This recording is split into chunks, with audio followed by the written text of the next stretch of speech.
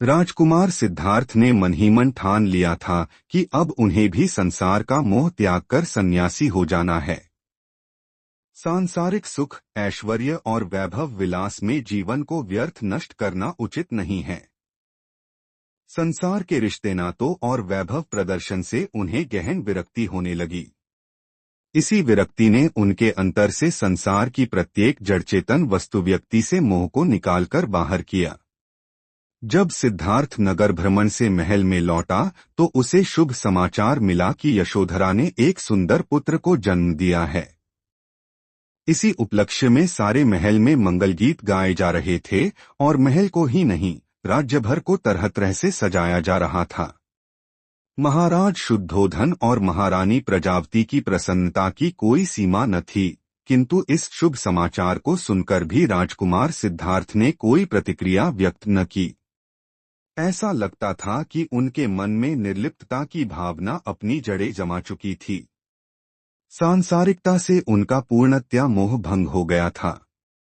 राजमहल में तरह तरह के उत्सव और नृत्य गान के आयोजन हो रहे थे, किंतु किसी भी आयोजन में सिद्धार्थ का मन न लगा। सिद्धार्थ को पुत्र होने की न तो प्रसन्नता हुई और न ही शोक हुआ। जब शिशु का नामकरण किया गया तो वे मौन ही रहे, निर्लिप्त ही रहे। शिशु का नाम राहुल रखा गया। राहुल अभी अत्यंत छोटा ही था कि सिद्धार्थ ने गृह त्याग कर सत्य की खोज में निकलने का निर्णय किया। यह आषाढ़ की पूर्णिमा थी। चांद पृथ्वी पर अपनी शीतल छटा बिखेर रहा था। सिद्धार्थ ने अंतिम बार राहुल और यशोधरा की ओर देखा और राजमहल छोड़कर बाहर निकल आए। सिद्धार्थ ने अपने सेवक छंदक को निद्रा से जगाया और रथ तैयार करने को कहा। छंदक ने सोचा, संभवतः स्वामी इस समय भ्रमण करने की इच्छा रखते हैं। उसने तुरंत रथ तैयार कर दिया। रथ में सवार होकर सिद्धार्थ ने छंदक को वन की ओर चलने को कहा।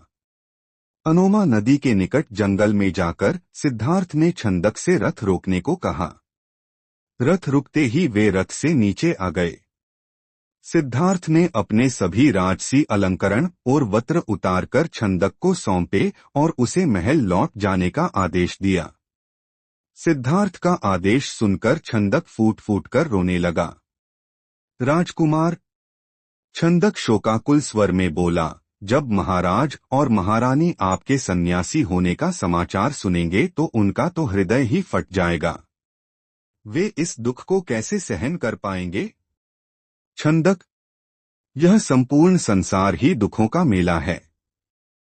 संसार में रहकर केवल दुख ही पाया जा सकता है। यदि सुख पाना है तो यह संसार छोड़ना होगा। मैं सुख दुख की इस श्रृंखला को समाप्त करने के लिए ही गृह त्याग कर रहा हूँ। और फिर सिद्धार्थ ने कटार से अपने रेशमी मुलायम केशों को काट डाला। छंदक को उन्होंने समझाते हुए कहा, छंदक, माता पिता को मेरा प्रणाम कहना और कहना कि संसार के दुखों कष्टों को समाप्त करके मुक्ति का मार्ग खोजने के लिए ही मैं गृह त्याग कर रहा हूँ। और इसके बाद सिद्धार्थ ने छंदक को महल लौट जाने का आदेश दिया। सिद्धार्थ के आदेश पर छंदक शोकनिमग्न हो राजकुमार को प्रणाम करके राजमहल की ओर लौट चला। छंदक ने राजमहल में लौटकर राजकुमार सिद्धार्थ के गृह त्याग की सूचना दी तो महाराज शुद्धोधन और महारानी प्रजावती का दुख से बुरा हाल हो गया। यशोधरा तो नीर बहाती हुई विलाप कर उठी। राजा शुद्धोधन के मुख से निकला, आज विद्वान पंडितों और ज्योतिषियों की भविष्यवाणी सत्य हो गई। मेरा प्रिय पुत्र गृह त्याग कर लोक का कल्याण करने के लिए सन्यासी बनने को निकल पड़ा। उसे मेरे अनेकों प्रयास भी न रोक पाए। यशोधरा ने अपने पति के राजसी अलंकरणों के त्याग की बात सुनकर अपने शरीर से सभी अलंकरण त्याग दिए, केवल सुहाग चिन्हों को ही शरीर पर धारण किया। यहाँ तक कि पृथ्वी पर सोना और पत्तल पर खाना उसने अपना नियम बना लिया। राजकुमार सिद्धार्थ के गृह त्याग से राजमहल में शोक का सन्नाटा छा गया।